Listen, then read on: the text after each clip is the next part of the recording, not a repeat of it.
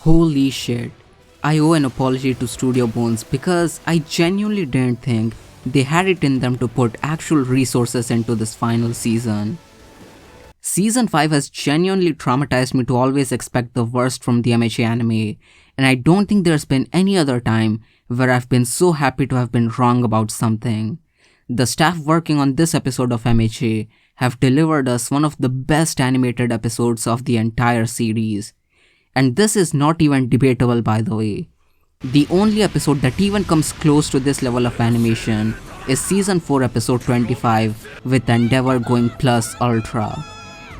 And this episode arguably surpassed it without the GOAT Yutaka Nakamura working on the episode. This is actual insanity.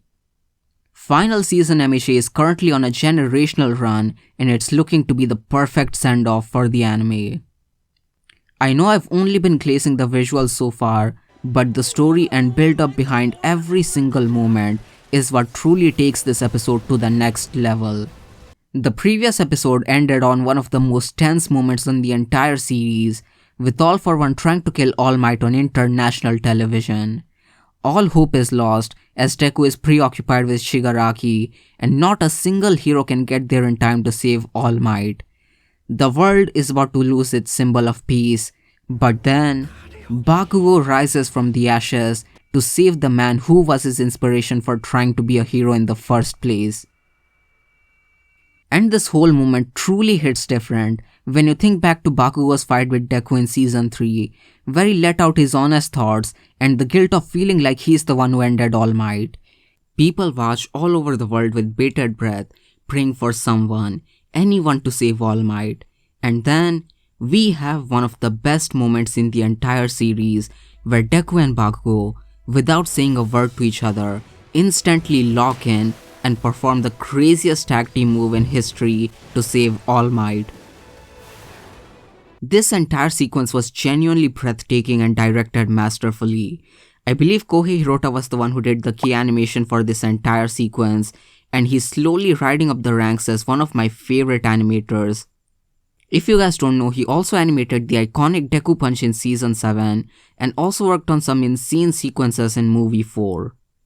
All Might giving his gauntlet to Bakugo is also a really underrated moment of this episode and has a lot of symbolic meaning behind it when you think about it. All Might was trying to use his Bakugo-inspired gadget to blow himself up, but now it's a diffused bomb and it's gonna be used as a splint for Bakugo to fight the Demon Lord and save the entire world. Plus, Bakugo's genuine smile is so heartwarming to see. I'm sure all the Bakugo fangirls are going feral over this moment. Moving on, I absolutely love Bakugo's wholesome smile turning into a psychotic laugh as he's declaring himself as All For One's final boss.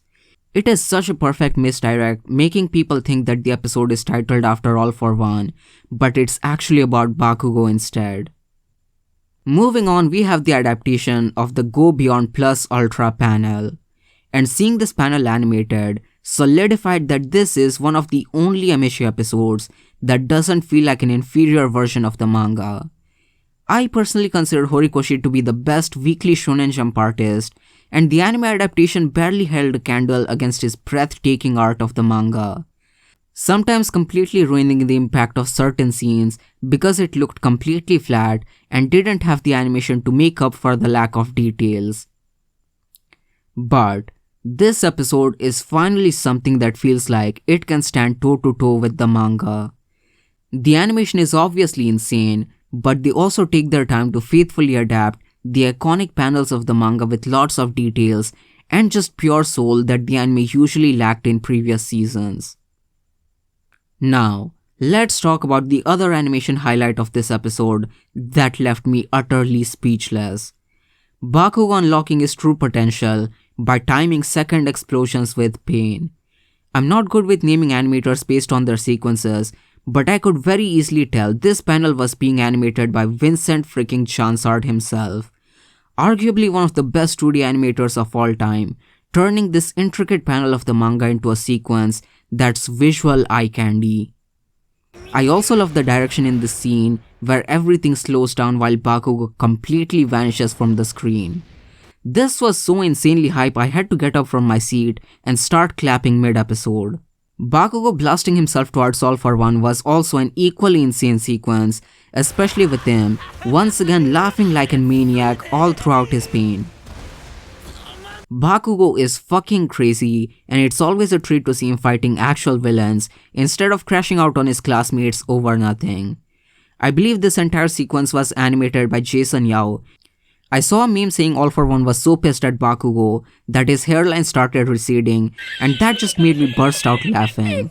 Once again, his underestimation of humans and his arrogant nature is gonna lead to his downfall. Another underrated moment of the episode is All For One finally realizing why he hates Bakugo so much.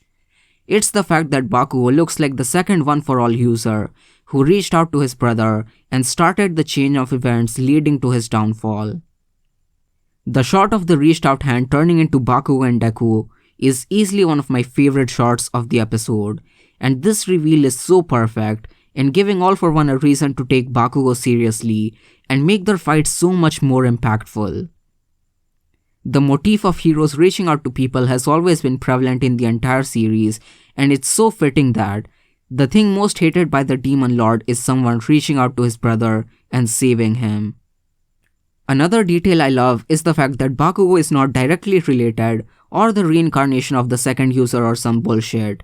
It's just that they simply look alike, and that's enough to make All For One completely crash out.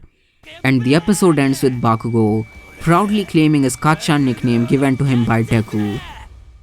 And that's pretty much all I have to say for this insane episode. Easily a top 3 episode in terms of animation and the payoff to moments that were being built up for years.